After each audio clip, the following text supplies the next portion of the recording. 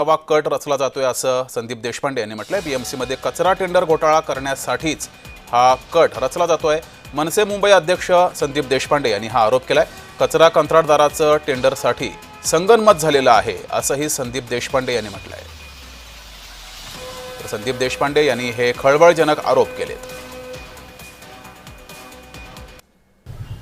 या घोटाळ्याचा एक उत्कृष्ट नमुना आज आम्ही तुमच्या समोर पुराव्यांच्या आधारे दाखवत आहोत। महानगरपालिकेचं कचरा उचलण्याचं टेंडर हे दरवर्षी निघतं। साधारण एका ग्रुपचं टेंडर हे 100 ते 120 कोटी रुपयाचं असतं। त्या टेंडरची किंमत यावेळेला वाढून 450 ते 500 कोटी झालेली आहे। तर संदीप देशपांडे यांनी केलेले आरोप नेमके काय आहेत ते पाहूयात। मुंबईतील कचरा गोळा करण्याचं काम 600 कोटींचं आहे असं संदीप देशपांडे यांनी म्हटलेलं आहे।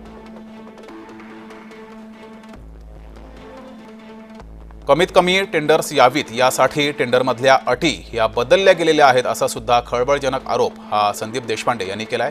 मुंबईतील कंपन्या पात्र होणार नाहीत अशा अटी घातल्या गेलेल्या आहेत असंही त्यांनी म्हटलंय। गुजरात दिल्लीतील 6 कंपन्यांसाठीच टेंडरच्या अटी अनुकूल केलेल्या आहेत असा खळबळजनक दावा संदीप देशपांडे यांनी केलाय। मुंबईतील कंपन्यांची या कंपन्यांशी नाईलाजानं हातमिळवणी केली जात आहे असंही म्हटलंय। अधिक कंत्राटदारांना संधी मिळाली तर कमी किमतीमध्ये काम द्यावं लागेल।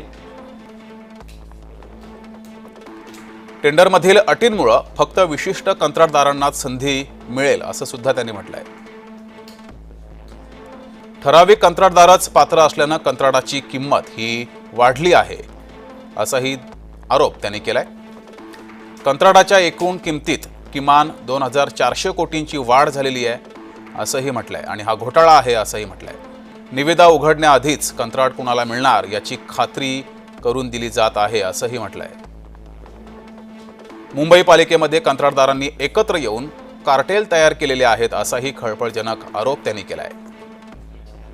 कोण किती किमतीमध्ये कंत्राट भरणार हे आधीच ठरवलं जातं असाही खळबळजनक आरोप संदीप देशपांडे यांनी केलाय। कंत्राटदारांच्या या कार्टेलमुळेच कामांच्या किमती प्रचंड वाढतात